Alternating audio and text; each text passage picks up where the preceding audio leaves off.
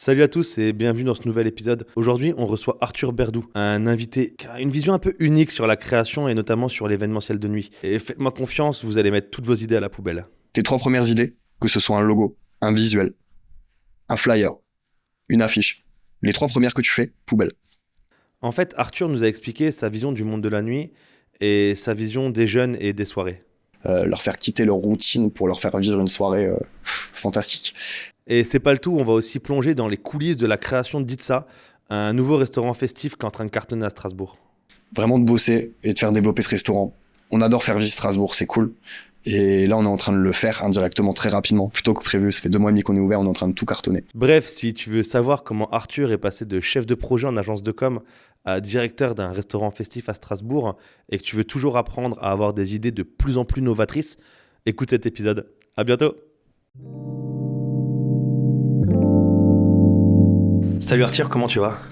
Mais très bien, et toi, Simon ? Mais ça va, ça me fait vraiment plaisir que tu viennes, que tu prennes le temps, que tu fasses un peu de route pour venir. Ça va, t'es pas Un non petit plus, peu. pas super loin. Non. Arthur, ça fait quelques temps qu'on se connaît. Est-ce que déjà, pour commencer, tu pourrais te présenter rapidement, nous dire qui tu es et qu'est-ce que tu fais dans la vie ? Bien entendu. Alors effectivement, je m'appelle Arthur. Arthur Berdou, ça fait maintenant près de 6 années que j'ai évolué dans le monde de la nuit, notamment à Strasbourg, principalement à Strasbourg. Et après cette évolution, voilà, je me suis retrouvé sur la direction artistique et le développement de certains établissements, dont aujourd'hui un nouveau restaurant festif à Strasbourg qui est en train de péter, si je ne puis dire, et qui fait du bien à la clientèle de Strasbourg, qui fait du bien à la ville de Strasbourg. Et ce n'est que le début, ça fait que 2 mois et demi que nous sommes ouverts. Et donc je suis sur le développement et la création artistique, on va dire. Nommer, ça s'appelle Itza. Ouais, ça s'appelle Itza la pyramide, dans un ancien établissement, une ancienne pyramide qui était assez connue sur différentes générations à Strasbourg. Et voilà, on a repris cet établissement et on en fait quelque chose de très bien et de très correct aujourd'hui.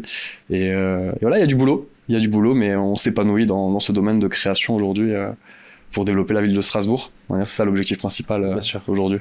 C'est génial que tu sois là parce que ça faisait longtemps que je me disais qui est-ce que je peux inviter sur le thème un peu de l'événementiel de nuit. Moi, j'aime bien parler d'événementiel de nuit parce que je trouve que le monde de la nuit, c'est un peu trop connoté négatif. Connoté négativement, je trouve. Sur l'événementiel de nuit, parce que ça reste un monde aujourd'hui qui est ultra actif, qui évolue à une vitesse lumière phénoménale. Ouais. Et qui est un monde que je connais assez bien parce que j'y suis passé. Bon, on a travaillé ensemble sur plein de projets et on travaille encore ensemble parce que toujours. Je suis venu travailler sur Itza, mais c'est vrai que je suis super content qu'on puisse en parler parce que moi, j'ai commencé à l'époque, j'étais DJ. Je sais pas, tu sais ça. Tu connaissais cette anecdote ?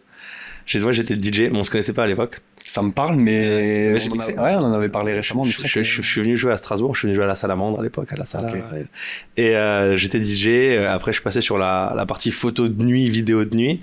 Et c'est là qu'on s'est connus avec notamment le 1000 Club. Il y a le petit match, ouais. Et je suis content de pouvoir parler de l'événementiel de nuit déjà pour dire aux gens que c'est pas que un monde de drogue, d'alcool et de mafia. Totalement. C'est quand même important d'en parler. Et qu'il y a aussi des super projets qui se lancent. Il y a une compréhension, ou du moins un essai de compréhension totale de la clientèle, de la jeunesse, parce que on voit aussi un peu, je trouve, comment la génération évolue par rapport à ce qu'elle consomme dans le monde de la nuit. Exact. Les boîtes de nuit changent. Et des fois, juste même par région, enfin, tu connais un petit peu les boîtes de nuit ici à Metz. À Metz, forcément. Qui n'ont absolument rien à voir avec le type de clubbing que vous avez à Strasbourg. Totalement différent. Je sais pas s'il y a un club. Combien de personnes rentrent au 1000 Club à Strasbourg ? Alors, tout est relatif. En soi, on peut accueillir entre 1700 et 2000 personnes en une soirée. C'est un club qui est énorme, un club qui fait partie des 10 meilleurs clubs français aujourd'hui. Là, d'ailleurs, on est en plein concours pour entrer dans les 100 clubs mondiaux. Okay. Donc, un grand club qui, effectivement, a toujours de grandes ambitions. Voilà, ça fait 6 ans que c'est ouvert maintenant. Donc, on a réussi à faire notre place en France. On commence à la faire dans le monde. Et c'est vrai que il y a toujours un développement, comme tu le dis, que ce soit la clientèle ou le développement de l'établissement pur et dur. On ne s'arrête jamais. Et c'est pour ça que ça vit. Et c'est pour ça que ça continue à perdurer. C'est qu'on se dit pas, Voilà, ça fait 6 ans, on est là maintenant, on a du monde, tout va bien. C'est une remise en question totale tous les jours. Tous les jours. Chaque soirée, chaque concept, chaque. Tous les jours. D'ailleurs, c'est intéressant parce que tu vois, le truc des concepts, moi je me rappelle de ma jeunesse clubbing, il y avait moins de concepts par week-end. T'avais quelques concepts un peu forts qui revenaient tous les 2, tous les 3 mois, etc. C'est ça. Mais en fait, sinon, c'était la fameuse soirée clubbing, vendredi ou samedi soir. Exact. Et aujourd'hui, c'est des concepts tous les week-ends, tous les vendredis, tous les samedis. C'est ça. Vous avez alors des concepts qui sont redondants, des fois des concepts en one shot, mais c'est toujours le travail des concepts et on pourra en reparler un peu plus tard. Mais je vais commencer peut-être par la base. Comment est-ce que tu arrives dans le monde de la nuit? Comment j'arrive dans le monde de la nuit? Alors, faut savoir effectivement si je passe très vite sur mon passé et mes petites études sympathiques. C'est vrai que je suis sorti du lycée sans savoir ce que je voulais faire. Voilà, comme on va dire 90% des jeunes aujourd'hui. Il y a tellement de choses. On nous aide pas forcément, c'est difficile. Et on sort d'études en se disant, du lycée en se disant, mais où je vais, qu'est-ce que je fais? La question de se projeter plus tard, elle est quand même assez dure et assez... c'est anxieux. C'est anxieux, je trouve, de pas savoir ce qu'on va faire et ce qu'on va devenir, notamment dans un monde qui évolue comme aujourd'hui. Donc effectivement, j'ai eu la chance de rencontrer cette école qui s'appelle l'ISCOM Strasbourg, qui est une école de communication de publicité, dans lequel je me retrouve avec un pote du foot un jour qui me dit ouais, ma copine elle va à l'ISCOM, il y a une porte ouverte, c'est quoi l'ISCOM? Ça sert à rien, moi je veux faire STAPS, c'est un peu comme tous les mecs un peu sportifs, et au final je me retrouve à partir avec lui à Strasbourg avec sa petite chérie voir l'ISCOM et coup de cœur. Coup de cœur. Toi, t'es pas natif strasbourgeois? Non. Ok. Ah, tu voulais le mentionner ça. Oui, je suis lorrain. Ouais, je suis originaire de près de Sarreguemines. Okay. J'ai fait mon lycée à Sarreguemines de base. Effectivement, j'ai migré de l'autre côté. Bon, ça va, t'es pas très loin. Je suis pas très loin. J'ai migré de l'autre côté pour cette école, du coup, l'ISCOM. Donc ouais, vrai coup de cœur. Je rencontre des gens, je discute avec des gens. Et il y a un vrai échange. Et un vrai échange que j'ai pas forcément eu l'occasion d'avoir au lycée, avec les intervenants et les professeurs. Donc je commence l'ISCOM. Je fais mes 5 années à l'ISCOM. Avec beaucoup de stages, beaucoup d'interventions et qu'est-ce que la com, qu'est-ce que la publicité, qu'est-ce que l'événementiel, c'est global. Et j'ai le déclic dans ma deuxième année où je me dis la pub c'est cool, les marques c'est cool, les produits c'est sympa. Et je m'oriente step by step avec les stages et les alternances dans le domaine de la création publicitaire. Donc le graphisme m'intéresse. Je fais mon premier stage de graphisme, mon deuxième stage de graphisme. Les mains dans le cambouis. C'est ça, on est là, on comprend rien. Qu'est-ce que c'est? Waouh, Word? Non, c'est quoi ça? Donc je commence à découvrir des logiciels et des choses qui m'épanouissent. Je suis derrière un écran et je m'éclate. Et c'est là où j'ai un petit déclic dans ma vie. Et je rencontre des gens, des étudiants, des gens avec qui j'ai grandi dans mon école qui en fait m'ont permis d'évoluer. On avait un groupe de 7 à 8 personnes où en fait on discutait de com et de publicité tous les jours. Et ça fait l'entourage fait beaucoup aussi. Donc c'est parti, je pars à Paris, je trouve une agence de publicité qui s'appelait Les Gros Mots à l'époque, qui est une grosse agence de pub et j'ai l'occasion d'y rentrer par hasard. J'y vais, je toque, je dépose un CV, le mec il m'appelle 2 jours plus tard, il me dit on a de la place, incroyable. Donc je fais 1 an à Paris et là déclic total. Je kiffe la direction artistique, la création publicitaire. J'ai la chance de travailler pour quelques grosses marques. Je rentre à Strasbourg à la fin de cette année et j'enquille avec l'agence Novembre. Grosse agence strasbourgeoise. Très très grosse agence strasbourgeoise, une des plus grosses. Française d'ailleurs. Française. Pas que strasbourgeoise. Qui a ouvert il y a très très longtemps et qui est toujours au top du top aujourd'hui avec des gros clients comme Puma par exemple. Là, c'est quand même du gros boulot. Je fais mon alternance, tout se passe bien. J'enchaîne avec un CDI, tout va bien. Et à ce moment-là, un petit peu avant, au niveau de mon alternance, je me dis j'aime la fête. Je fais la fête, je sors beaucoup. T'as toujours été fêtard, ouais. J'ai toujours été fêtard. Toujours été fêtard depuis très très jeune et c'est vrai que je sortais beaucoup. Hein. Tu le disais, Metz. Hein. J'ai fait des petites sorties à Metz vu que c'était un peu proche de chez moi. J'arrive à Strasbourg. On sort le mardi, on sort le mercredi. Est-ce qu'on a moins à Metz en vrai? Le jeudi, le vendredi, le samedi, c'est reparti. Mardi, on a enchaîné pas mal de sorties. Effectivement, un jour j'ai le déclic et je me dis j'ai envie de bosser et j'appelle une connaissance à moi qui du coup travaille dans le monde de la nuit. Je lui dis écoute, t'as pas du boulot? Franchement, les études c'est cool, mais il y a le loyer à payer, il y a des choses à payer, etc. En plus, à côté de travail étudiant. C'est ça. Et j'ai toujours été un bosseur. Et c'est vrai que là c'est parti quoi. Ouais, vas-y, passe ce week-end et tout. On regarde, on fait un essai et je me retrouve dans cette boîte de nuit qui s'appelle le 1000 Club. Ok. Voilà. Donc le 1000 était ton premier club? Le 1000 était mon premier club. J'ai commencé directement au 1000. C'était à l'ouverture? Non. Je suis arrivé 6 mois après l'ouverture. Ok. 6 mois après l'ouverture. Donc là, on est en quelle année? On est en C'est quoi, ça fait 6 ans, 7 ans le 1000? Ça a ouvert 2018. 2018. 2018, ça a ouvert. Je suis arrivé fin d'année 2018 et En je tant découvre que ce club. Alors, j'ai fait tous les postes, moi. Hein. Je suis arrivé, tu sais, comme les petits nouveaux. Tu fais le vestiaire, ok. Un peu de contrôle au bar, ouais. Un peu d'entrée, tu fais les entrées. Voilà, j'ai fait un peu de tout. Et j'arrive sur ce poste de serveur qui me correspondait bien. J'aime parler, j'adore le social, je suis cool avec les gens. La vente, tout ça, c'est des beaux objectifs. Je rencontre une équipe incroyable, c'est un grand club, on est une quarantaine quand même hein, à travailler dans ce club-là tous les week-ends. Donc ouais, osmose de fou, équipe de fou et tu t'y prends. Donc j'ai toujours mon taf la semaine, intense l'agence et j'enquille avec le week-end, tous Donc les à week-ends. ce moment-là, lundi au vendredi, t'es chez Novembre, C'est ça, CDI, c'est ça. t'es dans la com. Je suis dans la com. Donc t'as quoi comme... c'est quoi ton poste chez Novembre? Je suis directeur artistique junior, ce qu'on appelle DA junior aujourd'hui. Donc ça veut dire que je travaille dans un pôle on va dire un pôle d'appel d'offres. Ok. Donc il y a toujours effectivement... T'es sur le pôle créa, quoi. Ouais, Tu c'est fais la ça, sur le création. pôle créa. Ouais. Il y a les budgets qu'on a l'année, donc tout le monde, des petits pôles, Lidl, ce genre de choses-là. Et moi, j'intègre une équipe qui travaille sur les appels d'offres. Donc c'est vrai qu'appel d'offres, bam, brainstorming, on réfléchit, on répond à la demande, on veut lancer un produit, on veut répondre à une problématique comme de crise, un peu tout mélangé. Ok. Mais moi, je m'occupe que de la partie créa. Et je suis avec un directeur de création qui m'a fait évoluer très vite, Ok. avec qui j'ai toujours des contacts aujourd'hui et qui est un peu mon mentor et qui Ok. vraiment m'a fait évoluer très rapidement au sein de cette agence. Donc effectivement toujours ce taf du lundi au vendredi où je m'éclate. Et le vendredi soir? Le vendredi, samedi, On c'est change de parti, tenue. quoi. Ouais, c'est ça, Ok. on met la cravate, Ouais. Et sportif. on va vendre des bouteilles. Et on le va sait. vendre des bouteilles, on va fidéliser les clients, on discute, on s'amuse. Parce que si on s'amuse pas, ça fait pas partie du travail, peu Mhm. importe le boulot aujourd'hui. Et ouais, c'est parti. Donc ouais, j'évolue et assez rapidement. J'évolue assez rapidement. Et je passe de serveur à responsable. Je monte d'un cran, je prends le VIP, qui est comme Ouais. un gros VIP au 1000. Ouais. Tu l'as connu également. Je l'ai connu, ouais. Un gros VIP au 1000. Donc du boulot, je suis de plus en plus investi dans le club. Et si je peux me permettre, on va parler de cette rencontre avec le patron. Hein. Ouais, Donc bien sûr. ce patron que j'ai appris à connaître au fur et à mesure des années, Donc Nicolas. Nicolas, et qui m'a donné sa confiance au fur et à mesure. Parce que toi, du coup, quand t'arrives au 1000 en fin 2018, donc Nicolas, qu'on appellera Nico, parce qu'on le connaît bien, toi et moi, donc on va se permettre de l'appeler Nico, il ne Allez. s'en voudra pas. Non, pas du tout. Nico, donc toi, tu le connais pas. Nico, je le connais pas de base. Ok, C'est donc vrai que t'apprends je- à le découvrir, donc c'est ton boss. Hein. Ouais, c'est mon boss, c'est le big boss, c'est le patron, j'arrive. Le Puis premier. c'est le big boss, enfin, pour resituer le truc, d'un très gros club, comme tu dis, d'une quarantaine de personnes. Ouais. Enfin, on n'est pas sur du petit club, on est sur une PME. Oui. Ouais, ouais. oui, totalement. On n'est C'est- pas sur. Il existe des petits clubs où effectivement tu as un lien un peu plus Direct. direct. Ouais. Là, c'est vrai que c'est un peu plus différent. Puis là, parce que du coup, au 1000, si je me trompe pas, t'as des chefs de rang, enfin, qui sont des équivalents de managers. Au niveau de la structure, on est Ouais. sur une structure d'entreprise. Ouais, c'est ça. C'est pas juste je viens, je sais pas ce que je fais un peu de bar, fais un peu ci. Non, Ouais. chacun a son rôle, chacun a sa fiche de poste. Chacun a son rôle, chacun a sa fiche de poste.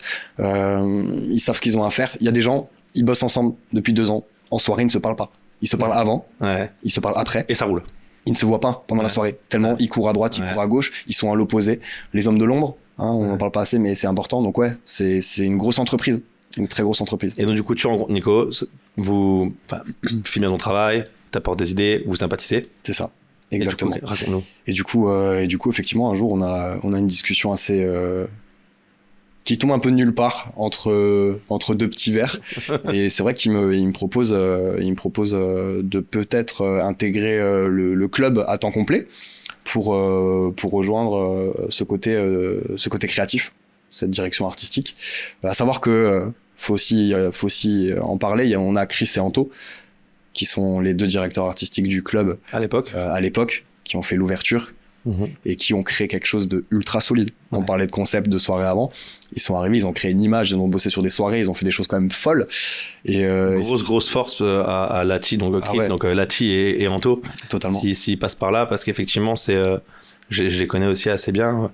Donc, c'est les 2 DJ du C'est club. ça. Qui, DJ, à directeur l'époque, artistique. qui, à l'époque, du coup, gère la DA et qui arrive avec une direction artistique qui est chiadée, Folle. qui est piquante comme il faut, qui n'a pas peur. C'est ça. Et en fait, ils arrivent, ils retournent un peu le truc. Et ça prend. Mais ça prend totalement et il faut passer après eux, quoi.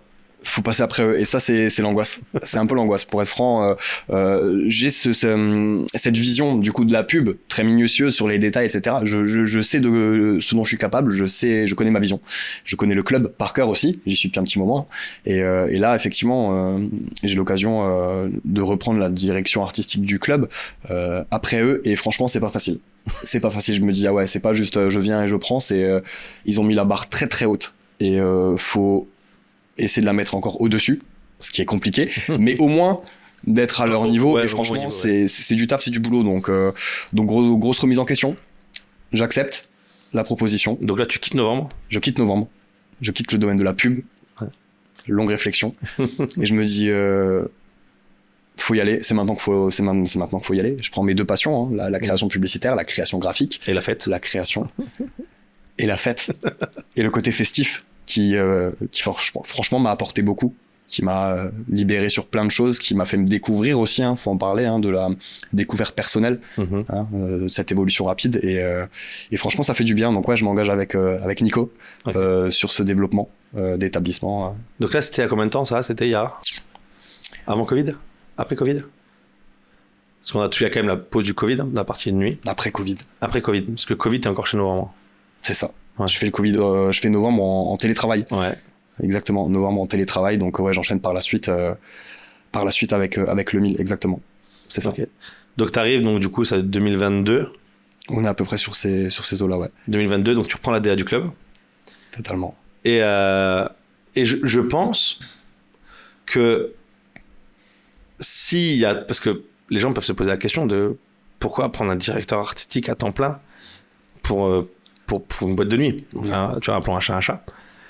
Et en fait, c'est là où on va revenir sur ce qu'on parlait tout à l'heure en début d'émission. Parce qu'aujourd'hui, les jeunes sortent parce qu'ils sont attirés par un concept, par une thématique. En fait, il leur faut des choses. Tu peux pas juste ouvrir tes portes en espérant qu'il y ait la queue devant. Ça n'existe plus aujourd'hui. Ça existe, mais... Si tu cherches le minimum, tu vois, si tu cherches le minimum, centre-ville, ouais, t'es sûr qu'il y a du monde, des touristes, des étudiants. Et encore, j'ai envie de te dire, la vie étudiante aujourd'hui est devenue compliquée. Oui, parce que vous, pour ceux qui connaissent pas le 1000, en plus, par rapport au centre-ville de Strasbourg, il y a quoi, 20 minutes de voiture? On est à 20 minutes du centre-ville, c'est ça, voiture. 15-20 minutes du centre-ville en voiture. Donc faut faire déplacer les gens. Faut faire déplacer les gens. Il y a cette contrainte de faire déplacer les gens. Et tout est là. L'intérêt de créer le concept qui va faire déplacer les gens, qui va intéresser les gens, leur faire montrer autre chose, leur faire quitter leur routine pour leur faire vivre une soirée fantastique. Et là est la difficulté. Et c'est clair. Et qu'est-ce qu'on fait quand c'est comme ça? On réfléchit. Comment est-ce qu'on attire, on va le dire, sur un samedi soir, 1500 jeunes dans une boîte de nuit, alors qu'ils sont peut-être déjà à Strasbourg, eux, qu'il y a un secteur clubbing à Strasbourg qui est quand même assez dense. Bien sûr, il y a ce qu'il faut. Il y a ce qu'il faut. Ah ouais, bien sûr. Donc, comment on les fait déplacer? On travaille parce qu'effectivement, une chose dont on parle pas assez, on en parlait, monde de la nuit, connotation un peu négative. Les gens qui me disaient à l'époque, oh mais ça va, c'est cool, t'es ici à temps plein toi. Mais oui, tu travailles le vendredi, samedi. Oui, oui monsieur. Non, je suis là du lundi au lundi. On est là du lundi au lundi, on est ouvert 2 soirs en semaine, c'est un grand club, il y a du boulot, il y a le côté management, il y a du monde, il y a du social. On sait aujourd'hui dans une entreprise, le social c'est ce qu'il y a de plus compliqué, il faut parler aux gens, les problèmes, résoudre les problèmes, le côté opérationnel, être sur place, préparer les soirs, franchement c'est du taf, c'est vraiment du taf. Donc effectivement, j'avais mon homologue Johan qui était avec moi là-dessus et qui m'a épaulé. On était 2 à gérer totalement ce club par la suite et ouais, du taf. Donc on bosse pour les attirer les jeunes et on réfléchit. On se remet en question. La direction artistique, comme tu dis, le métier de directeur artistique aujourd'hui, il est très vague. Beaucoup de personnes se prétendent directeur artistique ou veulent devenir directeur artistique, mais c'est beaucoup plus complexe que ça. Toi-même, tu le sais, en tant qu'artiste, c'est un train de vie, c'est un état de vivre, une manière de vivre. C'est comme ça que moi je vois la direction artistique aujourd'hui. Je suis pas juste un graphiste ou quelqu'un qui crée pour créer, tu vis tous les jours là-dedans. T'as une anecdote à nous raconter, un truc qui te vient en tête, soit de soirée où tu pensais pas et en fait ça a pris de ouf, ou à l'inverse un truc où tu t'es investi comme un malade et t'as pas eu le résultat escompté. Et ça a flop. Ouais. Premier exemple qui me vient à l'esprit, ouais, c'est sur des concepts. Du coup, ouais, on parlait de concepts, de création de concepts. On est là-bas toute la semaine, on crée des concepts. Et il y a cette soirée Crush. La soirée Crush qui a quand même évolué et qui est devenue emblématique sur le secteur de Strasbourg. Donc, qu'est-ce que c'est la soirée Crush? La soirée Crush, c'est une soirée où à l'époque, on a encore réfléchi avec Chris et Anto. Donc, il y avait Chris, Anto, Yohan, moi. On est dans un bureau à 4, on se dit qu'est-ce qu'on fait, c'est cool, nos soirées, allez, on créons un autre concept. Et c'était effectivement à l'époque où on se disait, ah, t'es mon petit crush. Tu vois, t'es ma crush, t'es mon crush, c'est cool. Et on est parti là-dessus pour créer un peu, revisiter ces soirées autour de l'amour et de l'échange de contacts. Ouais. Et en fait, on est parti d'un constat simple, c'est que, je te jure, les jeunes, ils savent plus draguer. Ouais. La séduction, c'est difficile.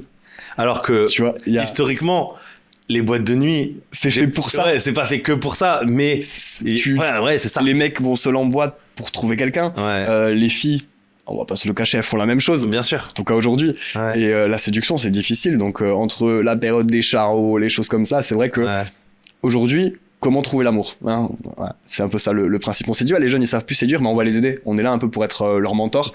Et on s'est dit... Each expérience mais c'est trop ça. Et en fait, on s'est éclaté dans la création de ce concept parce que la base, c'est effectivement la soirée Crush, temple de l'amour. Okay. Hein, le temple de l'amour. Parce que, pour donner, la baseline du Mille Club, c'est le temple de la fête. C'est un Mille Club, temple de la fête, au vu de la structure et de ce qu'on a mis en place. La taille aussi du bâtiment. Temple de l'amour. Ouais. Donc on a décliné ça en temple de l'amour, la soirée Crush, et on s'est dit en termes de contenu artistique, qu'est-ce qu'on fait, quoi, qu'est-ce qu'on va mettre, et voilà, on a dit on va les aider à trouver l'amour. Donc effectivement, ces fameux ce que beaucoup de personnes ont fait, les bracelets verts célibataires, les bracelets rouges en couple, nous on a fait plus que ça.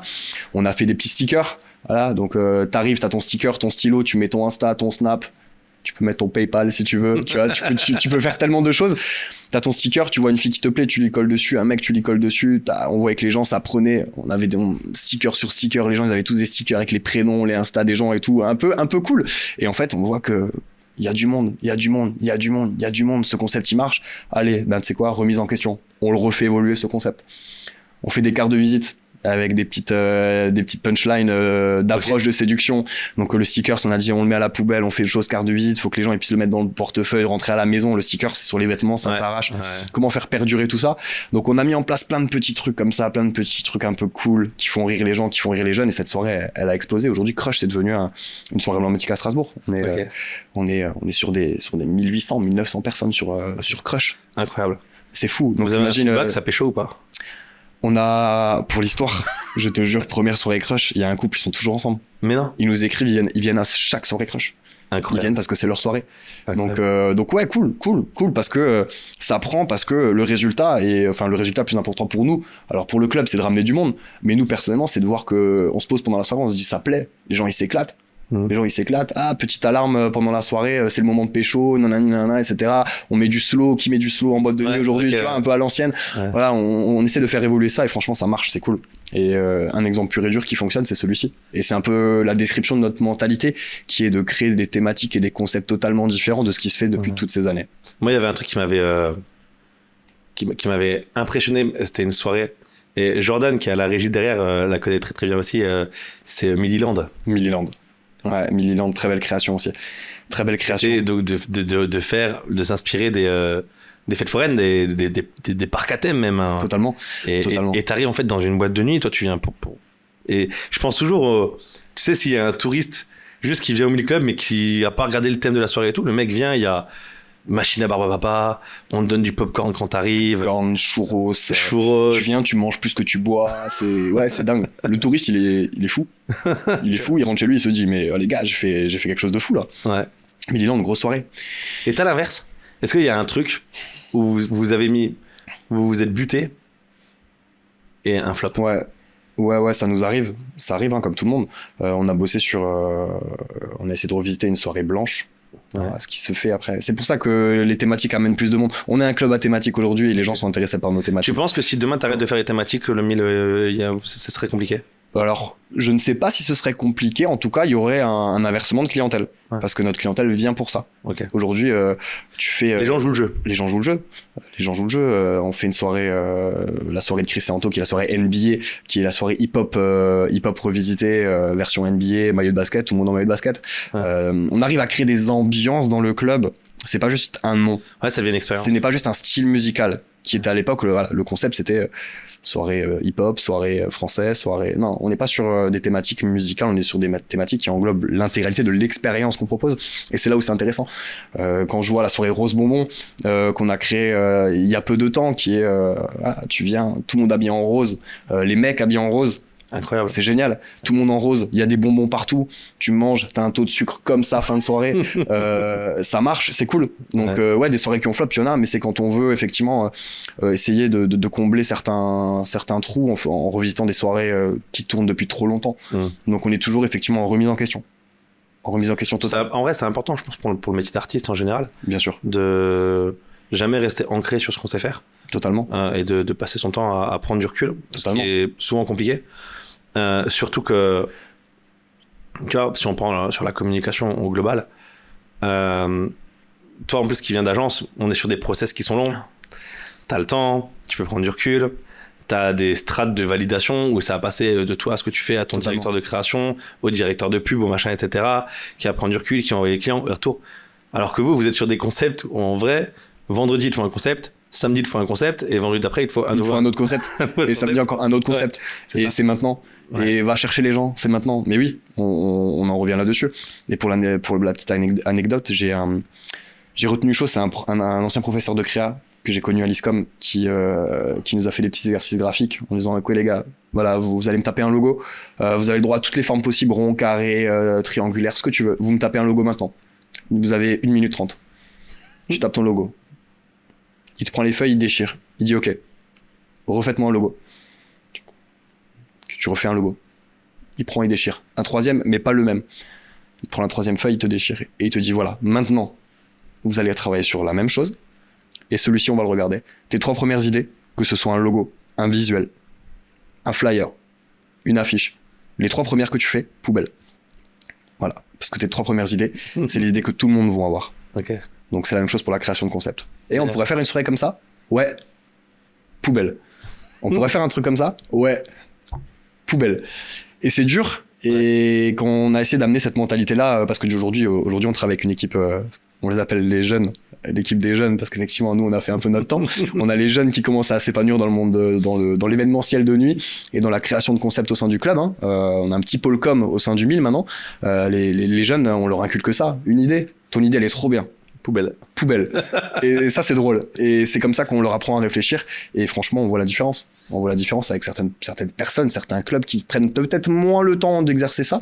Donc avec un pôle com et un pôle artistique, on y voit la différence. Donc je réponds enfin à ta question, c'est oui, l'artistique et un directeur artistique et un pôle artistique, c'est très important dans un club de cette envergure, totalement.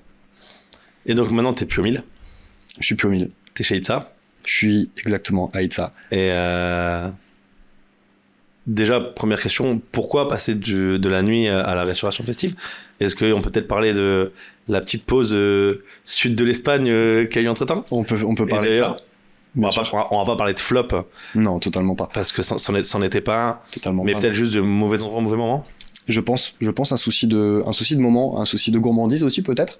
Mais c'est vrai qu'on était sur une phase très montante. Et effectivement, avec le 1000. Donc tout se passait bien et toujours en recherche de nouvelles choses, de nouveaux créneaux, de nouvelles idées. On se retrouve avec le big boss avoir un projet dans le sud de l'Espagne. À Marbella, tout simplement, pour ouvrir effectivement une boîte de nuit là-bas, qui au final est devenue une boîte de nuit plus un restaurant festif. Donc on se lance, on y va, on crée des choses, on crée un concept, on crée un endroit de fou. Donc là, la team part à Marbella. La team part à Marbella, c'est ça.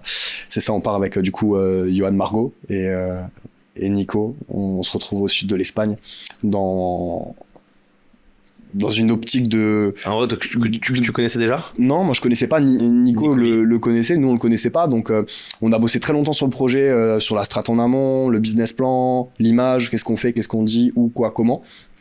Le réel est plus dur.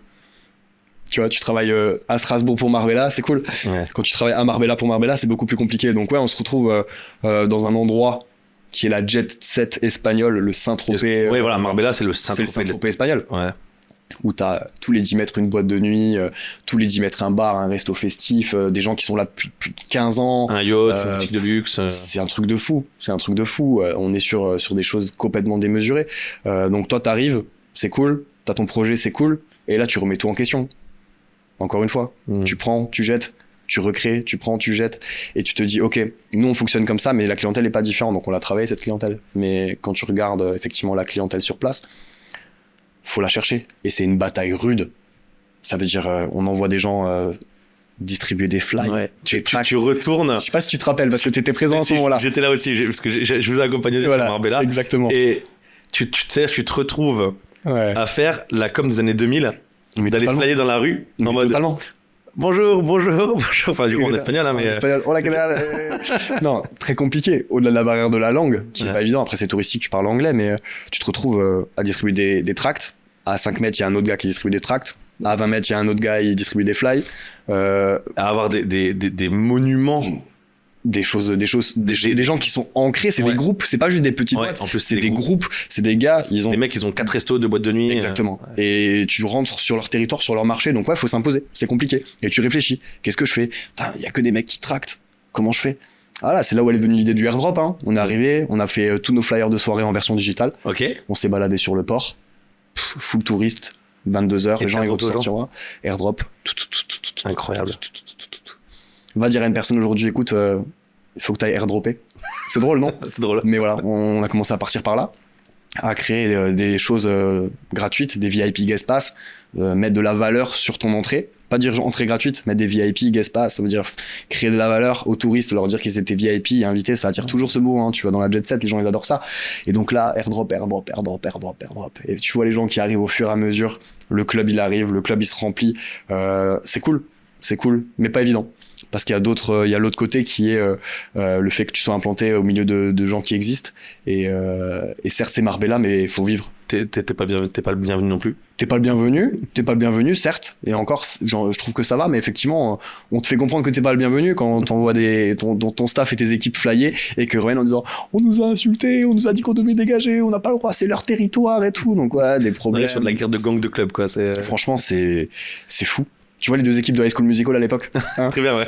Exactement la même chose, tu vois, des choses folles. Et du coup, en fait, ce club à Marbella qui s'appelait Noah, c'était le resto. Alors Zoa Restaurant. Ouais, Zoa, c'était le restaurant. Koba. Et Koba, le club. Exactement.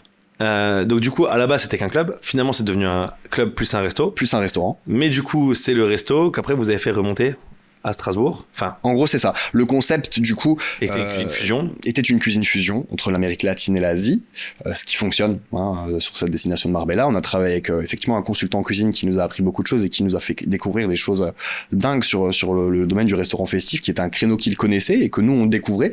Et c'est à ce moment-là où j'ai eu ce truc en me disant le créneau est cool, la clientèle est cool.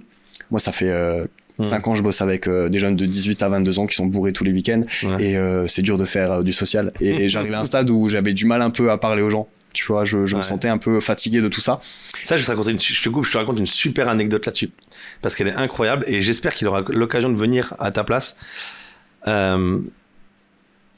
Ici à Metz, on a un club qui s'appelle le Club, toujours. Et l'ancien patron, Arnaud Nicolas, qui est parti entre-temps ouvrir un club à Miami et tout. C'est pour ça que j'espère qu'il aura l'occasion un jour de venir sur ce canapé. Il m'avait dit un truc, et cette phrase, je m'en rappellerai toute ma vie, qui était par rapport aux gens bourrés. Parce qu'il avait ces serveurs qui rentraient, qui n'en pouvaient plus, qui disaient « J'en ai marre des mecs bourrés, j'ai envie de tous les taper, machin et tout. » En fait, il regardait, il disait « Mais s'il est bourré, c'est que j'ai bien gagné ma vie. » Comment ça? Bah, c'est quoi notre métier? C'est de leur vendre de l'alcool. Donc s'ils sont tous bourrés dans le club, c'est que t'as bien fait ton job. C'est qu'on a tous gagné de l'argent. Donc pourquoi t'as envie de taper un mec qui te fait gagner ta vie? Ah ouais, là, bah ouais, c'est vrai. Bah ouais, de ouf. Et il dit, c'est notre boulot de leur vendre de l'alcool. Donc c'est le minimum de notre boulot d'accepter qu'ils soient bourrés. Bien sûr.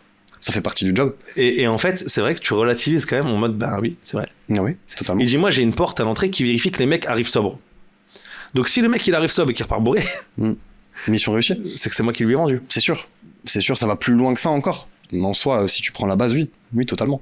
Tu vois. Mais ce métier de mais je peux comprendre. fidéliser, de passer du temps avec les clients, de les faire revenir. Mais je peux comprendre qu'au bout d'un moment, t'as peut-être envie de changer d'air et d'évoluer. Il y a toujours, comme dit, cette remise en question qui revient encore une fois. Et on me propose de développer un restaurant festif, développer une image, travailler une image d'un restaurant festif. Et on le fait en Espagne et je kiffe, je m'éclate. Je suis là en train d'utiliser un ton de communication différent, une manière de communiquer différente, des visuels différents, une stratégie qui n'a rien à voir. Le contenu artistique est sympa, faut se le dire. La cible n'est pas la même. La cible n'est pas la même. Et au final, je me dis, tu sais, quand on se pose la question de, ok, je fais ça, mais qu'est-ce que je vais faire dans 10 ans? Sans la question, dans un entretien, vous voulez devenir quoi dans 5 ans? Cette question est ridicule. J'arrive à me poser cette question-là.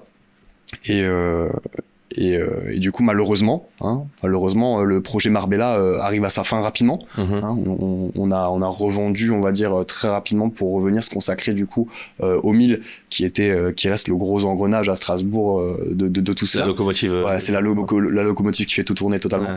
Et on revient du coup au 1000 après cette vente à Marbella et avec toujours cette idée en tête. Tu vois, ça reste un peu bloqué ici. Et comme dit, on a cette occasion du coup.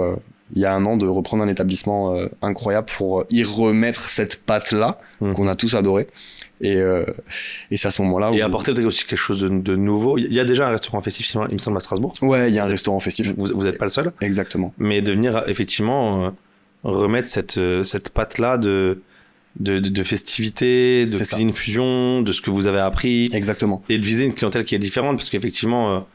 moi, je suis totalement, par exemple, la cible du restaurant festif. Je suis de moins en moins la cible des boîtes de nuit. Ah oui, on a de la dompée, c'est sûr. Je dis pas, on coupera ça au montage. Mais je dis pas que je vais plus en boîte de nuit. Je dis juste qu'effectivement, quand tu as dépassé un certain âge, la boîte de nuit reste très jeune. Totalement. Moi, rentrer à 5h30 du matin, si je veux faire un truc de mon dimanche. Tu mets 3 jours à récupérer. Mais vraiment. C'est la vérité. Et s'il y a des jeunes qui nous écoutent, profitez. Parce que moi aussi je disais, ouais non franchement c'est abusé, c'est bon. Moi le vendredi je m'en claquais une, le samedi j'étais reparti. Mais bien sûr. C'est plus possible. On avait un cardio. Un cardio de fou malade. Mais aujourd'hui ce n'est plus possible. Et donc du coup, c'est vrai que le restaurant festif, moi je suis par exemple totalement la cible. Et ça t'attire une autre type de clientèle, c'est un autre type de communication. Bien sûr. Sur la partie expérience, je trouve que c'est une expérience qui est totalement différente. Totalement. Parce qu'en fait, c'est une expérience qui vient en dégradé pendant la soirée. Tu commences, t'as un cocktail, tu grignotes plus que tu manges au début. Puis en plus, chez vous, pour avoir goûté, tu manges bien, très très bien même. T'as la partie festive après, tu rentres pas trop tard. Exact. C'est génial. Ce que tu dis, c'est le créneau. Ouais. C'est ce nouveau créneau que d'autres destinations dans le monde entier l'ont déjà prise depuis longtemps. Et nous, en France, on est toujours un peu en retard. Et en plus, à Strasbourg, encore un petit peu plus, tu vois. Donc ouais, c'est ce nouveau créneau qui est intéressant. Et effectivement, aujourd'hui, il y a des gens comme toi. Tu t'es pris en exemple, c'est ça. Tu arrives dans un club, tu veux profiter. Tu sais déjà que ça t'embête de rentrer tard.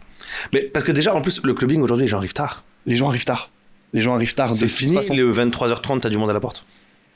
Ça arrive sur des showcases. Ouais. Quand tu fais des artistes, quand tu fais ce genre de choses, sinon, ça peut marcher. Mais vous, à Strasbourg encore, ça va. Nous, à Metz, les gens viennent tard. 2h. C'est très tard. Arrêtez. Elle est où la caméra? Arrêtez d'arriver en boîte de nuit à 2h du matin. Non mais en fait ils ont pas compris que si tout le monde arrivait à minuit, il y aurait la même ambiance. Tu rentres plus tôt. Mais c'est ça. C'est ça. Donc tout le monde arrive tard. Mais bon, c'est une vraie problématique aussi du monde de la nuit, c'est de faire venir les gens tôt. Oui, parce que je pense qu'il y a aussi toute la problématique du before. T'as ça. Des bars en fait qui avant étaient juste des bars et qui maintenant veulent un peu la part du marché de la partie festive et soirée. Et du début de soirée. Du lancement.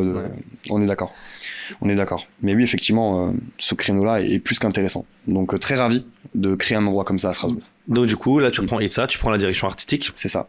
Ou la direction globale, non? On est 2 directeurs. Okay. On est 2 directeurs. Comme dit, j'ai énormément faim, donc la direction artistique, c'est cool, mais il y a cette partie de développement.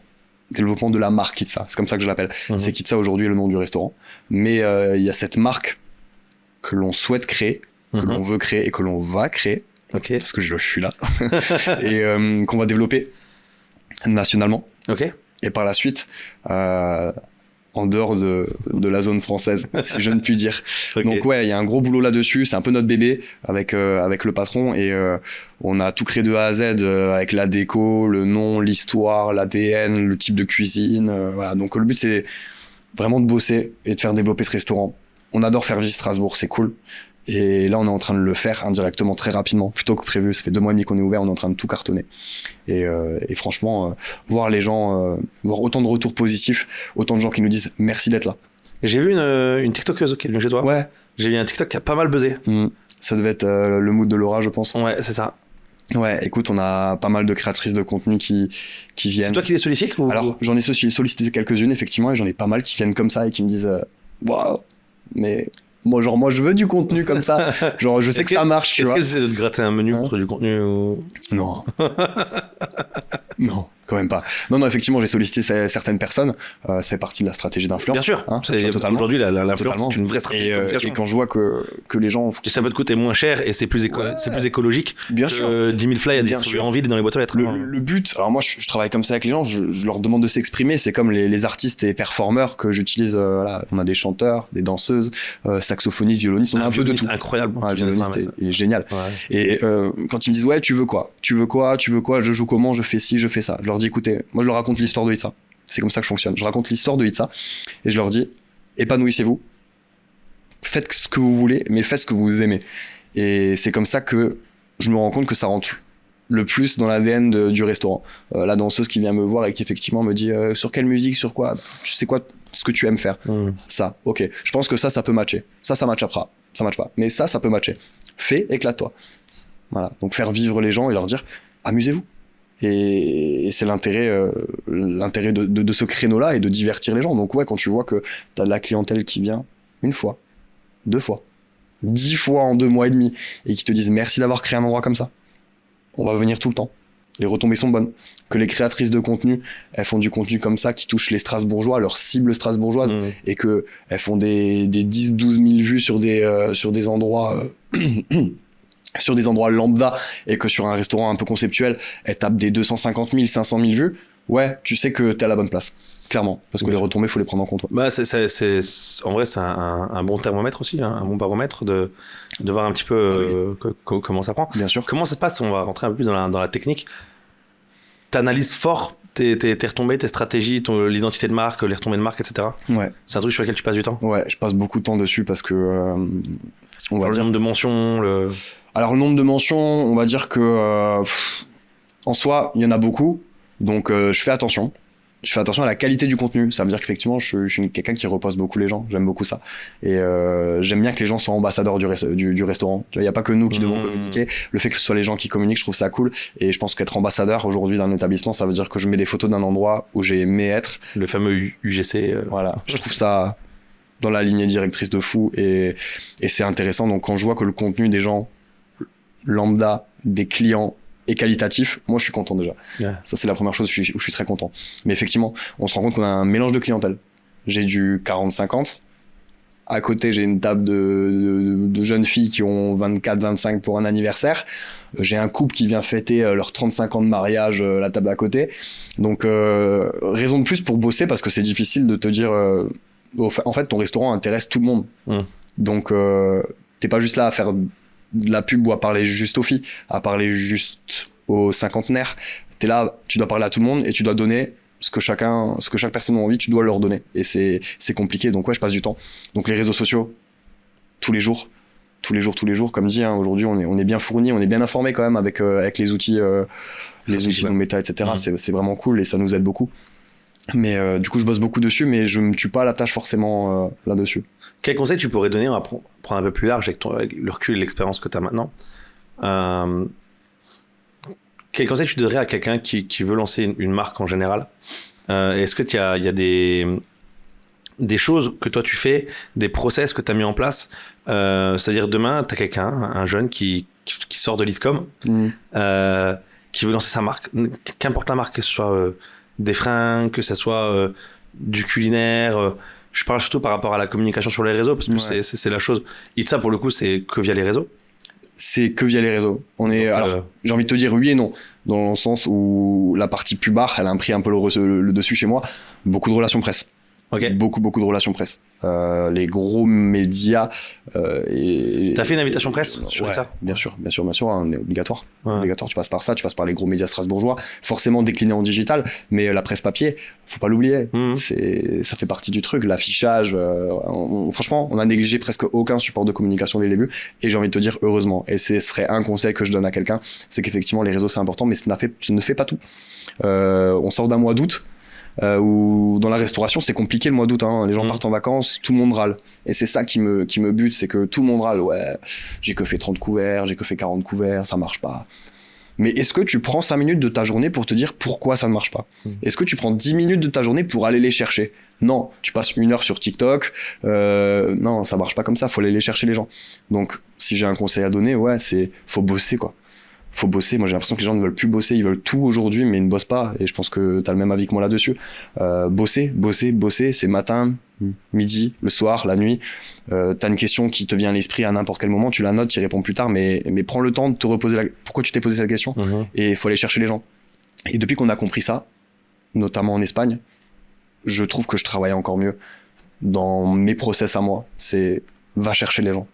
Ne fais pas juste ouais c'est bon, j'ai mis une story, on est ouvert ce soir. À quoi ça ressemble une journée d'Arthur Berdou? Une journée d'Arthur Berdou, genre allez, demain tu vas faire quoi de ta journée? Bah c'est simple, j'ai mis en place je suis un peu dans la vibe un peu surfeur et tout, ce que je surfe pas mais le côté sportif c'est très important pour moi. Tous les matins je me lève, je bosse. Ok. Ouais, je me lève très tôt, je me lève pas à 10, 15 heures. Ça faut le savoir aussi. La nuit, ouais. La nuit, on se réveille pas tous à 14 heures. Non, j'ai toujours gardé ce rythme de journée malgré le rythme de la nuit. Donc tu récupères sur plus de jours, mais par contre, ouais, c'est important. Donc tu te lèves le matin, tu bosses un petit peu. Ça veut dire les choses un peu administratives, tu sais, les petits mails, les petites demandes, les messages, tu réponds, etc. Totalement. Mais cette partie, je vais au sport, c'est très important. Ok. C'est le seul moment de ta journée où tu prends ton téléphone. Tous les jours? J'essaye. J'essaye. Un petit peu de récup aussi, mais pas le week-end. Mais c'est vrai que j'essaye parce que c'est important. Okay. Psychologiquement, physiquement. Tu prends ton téléphone, tu le mets pendant 1h30 de côté. Tu réponds à personne, tu ne réponds à aucun message. Et ça, c'est très important. C'est un truc, j'ai... Être déconnecté, tu vois. Mec, un prof qui m'avait donné ça à l'école, enfin un intervenant professionnel. Il nous faut tomber le micro, c'est bon. Un intervenant professionnel qui m'avait dit... Tu sais, t'as le fameux FOMO, Fear of Missing Out. Tu sais, la peur, c'est les gens qui sont ultra connectés parce qu'ils ont trop peur de manquer une information de ouf à un moment, genre que tu poses ton téléphone 3 minutes. Et tu l'as pas vu en première. Ou même des fois pire, genre que tu te poses ton téléphone 3 minutes et genre t'as ton père qui part à l'hôpital comme par hasard au moment où t'as posé ton téléphone. Il m'avait dit, t'inquiète pas, si tu poses ton téléphone pendant 2 heures, s'il y a vraiment une urgence vitale, les gens sauront te contacter. C'est vrai. Tu vois, faut s'enlever ce truc que, tu sais, moi j'avais, et je l'ai encore des fois un petit peu, je le travaille dur. Je sais pas si tu l'as aussi, de regarder ton téléphone 2 secondes, juste voir si t'as une notif. C'est horrible. C'est horrible. T'as cette addiction, et après, bon, maintenant ça a été prouvé, dopamine, machin. Bien sûr. On verra pas sur tout le truc le process de pourquoi les réseaux sociaux marchent, pourquoi on est addict à nos notifications, et pourquoi moi, personnellement, j'ai coupé toutes les notifications, ou presque, des réseaux sociaux. Moi, j'ai pas de notification sur Snap, pas de notification sur Insta, pas de notification TikTok. Les seules notifications que j'ai, c'est appel message. Moi, j'ai vu quand je suis arrivé, j'ai attendu 10 minutes dehors. Ah ouais? Non, je rigole. On en revient au même. J'ai pas de notification. Insta, je les garde parce que j'ai des gens qui me parlent comme toi, tu vois, pour Insta. Forcément. Mais elle est importante. Cette déconnexion, elle est trop importante. Et moi, c'est pas que ça me bute parce que ça fait partie de la vie aujourd'hui. Mais j'ai une table de 5, il est 22h, il y a de la musique, j'ai un artiste qui performe. Ton objectif, c'est de sortir les gens de ta routine de travail, parce que les gens, la restauration, depuis le Covid, là, ça reste quand même la petite sortie accessible que tout le monde peut se permettre. J'ai une table de 5 sur leur téléphone qui se parle pas au resto, et je me dis, mais les gars, comment c'est possible? D'où le concept. T'as envie de mettre un brouilleur. C'est pas bon pour ta com, mais t'as envie de mettre un brouilleur. C'est ça. Et le concept de mettre effectivement ton téléphone au milieu de la table, le premier qui prend, il paie l'addition, tu vois. C'est drôle, c'est cool. À smartphone. Mais il faudrait le faire parce que l'échange social est devenu de plus en plus compliqué. Et tu le vois. Moi, aujourd'hui, j'ai du mal à avoir une discussion. C'est pour ça que j'aime bien, tu vois, j'aime beaucoup parler. Quand on a parlé de cette idée de podcast, ça m'a plu de suite parce que on est là, on discute. Et c'est pas évident. Mais Il y a toujours attends, j'ai un appel, attends, je te rappelle, attends, je dois répondre à un message. C'est horrible de se faire court-circuiter dans un process d'échange ou dans ce genre de choses. Et... J'avais travaillé avec un client qui lui utilisait la méthode, je vais pas dire de conneries, je crois que c'est la méthode Pomodoro. Il a un timer sur son bureau, 45 minutes, 15 minutes. Okay. En fait, c'est 45 minutes de travail, il décroche même pas son téléphone. Et ensuite 15 minutes sur lequel il va répondre aux sollicitations qu'on lui a fait, qui va repasser un coup de fil s'il y a besoin, répondre à un mail et tout. Mais en fait, dans sa partie créa, pendant 45 minutes, s'il ouvre Photoshop ou Illustrator ou InDesign machin, il bosse, et même s'il y a un mail qui vient, il sera traité dans 45 minutes s'il vient de démarrer. Okay. Et ensuite il prend un quart d'heure pour traiter en fait mail, appel, message. Si c'est un gros appel, juste pour reprogrammer en disant écoute, je t'appelle à 14h45 machin, et ensuite boum, 45 minutes de créa, un quart d'heure de réponse, message et compagnie. Et en fait, du coup, il se met dans des bulles créatives pendant 45 minutes, ne pas déranger, machin, etc. Et ouais, je trouve ça... Moi, c'est génial. J'avais essayé, j'y arrive pas. Je pense que ça demande... Parce que ça vient pas du jour au lendemain. Hein. Grosse habitude. Mais je trouve ça fou. Comme tu as dit, c'est des habitudes. Et du coup, donc, une fois que tu as fait ton sport, qu'est-ce que tu fais ? Le sport, très important, et effectivement, alors maintenant que je suis dans la restauration, avant je l'étais pas forcément, on passe un peu au restaurant parce que c'est important d'être sur place aussi, il y a cette partie opérationnelle que tu peux pas forcément éviter, mais ouais, donc tu travailles, tu vas au sport, tu travailles, tu prends un petit peu de temps avant la soirée, quand t'as des soirées, hein, le restaurant on est ouvert à 19h. J'ai mon chien qui arrive, hop, vous allez rencontrer mon chien. La petite star. Montre. Non. La petite star. Ouais. Mais oui, donc tu travailles beaucoup, certes, mais il faut prendre le temps de pouvoir couper pour des activités tierces, du sport, de l'évasion, se promener. J'ai la chance d'avoir des chiens aussi, en parlant de chiens, donc juste prendre le temps de se dire ouais, je vais promener mes chiens. 30 minutes, 40 minutes, tu poses ton téléphone, tu le prends pas avec. Ouais, tu te retrouves au milieu de la nature à respirer un air différent. Incroyable. À être un peu à l'ouest. Hein, et c'est pour ça que je te dis un peu la vibe surfer, c'est ce délire-là, tu sais. C'est ceux sur Instagram qui se lèvent le matin, ils mangent que des œufs et des avocats, ils vont surfer, ils vont à la salle, il fait 3 pompes, tu vois, genre voilà, bref. Mais cette vibe un peu que tout le monde recherche dans cette idée d'Instagram, tout le monde peut l'avoir. Tout le monde peut l'avoir, faut juste se donner les moyens de l'avoir. Et je vais pas surfer, mais par contre, je prends du temps de faire du sport, je coupe, je vais me promener, je prends l'air, je mange bien. Voilà, des choses simples, mais que beaucoup de personnes oublient, et tout le monde peut y arriver en fait. Donc ça fait partie d'une journée type d'Arthur, mais dans chaque corps de métier et dans chaque activité, il faut prendre le temps pour soi. Bien sûr. Ouais, clairement. Écoute Arthur, je pense que c'était une belle intervention. Ouais. Je te remercie d'être venu dans cette émission et je pense qu'on a encore plein de choses à se dire. On a plein de choses à se dire encore, mais je te remercie toi. Et on finira par une dernière question. Tu te vois où dans 5 ans, Victor, cette question?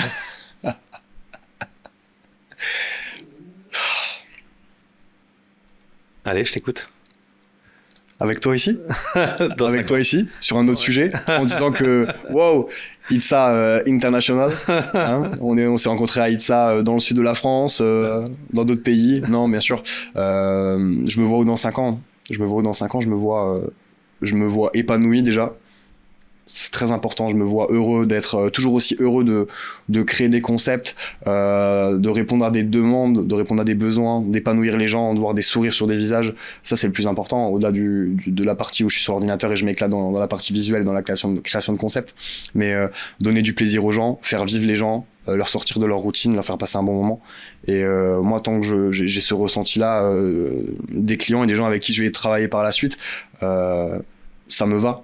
Clairement, ça me va. Avoir la confiance de mon patron qui est devenu mon ami aujourd'hui et de continuer à s'éclater, parce qu'on s'éclate à deux, hein, je suis pas tout seul, hein, on s'éclate à deux sur ces projets-là. Si demain j'ai une idée, je suis content. Si dans 5 ans j'ai d'autres idées, je serai content. Donc, toujours aussi créatif et on pourra un jour en discuter de nouveau ici. Bah avec grand plaisir, t'es le bienvenu. Et en parlant de t'es le bienvenu, je reprends une question que j'ai volée. Et je l'avoue. Et tu sais, je fais comme sur TikTok, je mentionne la personne à qui je l'ai volé. Ouais. J'ai volé à mes amis chez Jared qui sont venus tourner ici leur podcast, qui est une startup de la FinTech à Metz. Et je pose maintenant cette question à la fin de mes émissions. Donne-moi l'idée d'une personne que je pourrais inviter à ta place. Est-ce que t'as quelqu'un, est-ce que t'aimerais, ou est-ce que tu peux me donner l'idée de qui est-ce que je pourrais inviter, parler de ses rêves, parler de ce qu'il met en place? J'en ai plein. Allez, je t'écoute. J'en ai plein. Une seule. Une seule.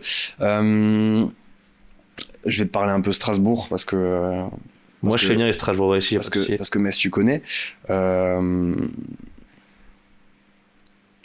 En soi, c'est vrai que ce serait intéressant que tu puisses parler avec Johan, je pense. Ouais. Johan a une vision du travail, a une vision de la vie personnelle et de son épanouissement personnel qui est quand même très fondée et très réfléchie. Genre, il prend le temps et il est un peu dans cette vibe-là aussi. Et au niveau de l'entrepreneuriat et du travail, je pense qu'il a une vision assez intéressante. Ok. Donc, Johan, c'est la première personne que j'ai en tête. Ok. Je pense que c'est la première personne que j'ai en tête. Et Chez Novembre, je le verrai bien ici. Chez Novembre, ouais, ton chez directeur Novembre. de créa. Manu, si tu m'entends. Manu, si tu m'entends, ouais, tu pourrais passer un très bon moment avec Manu, qui a quand même une expérience très très large sur le secteur de Strasbourg. Ouais, il a fait des années à Strasbourg à différents types. Et en fait, il a vu le monde de la pub grandir et il reste le meilleur aujourd'hui, donc ouais, c'est cool. C'est cool. À cette place-là, il pourrait aussi faire l'affaire, j'en doute pas. Les invitations sont lancées. C'est parti, je lui passerai un petit mail sur le prochain rendez-vous. Merci, mon Arthur. À plus. Merci à toi. Allez. À la prochaine. Ciao, ciao.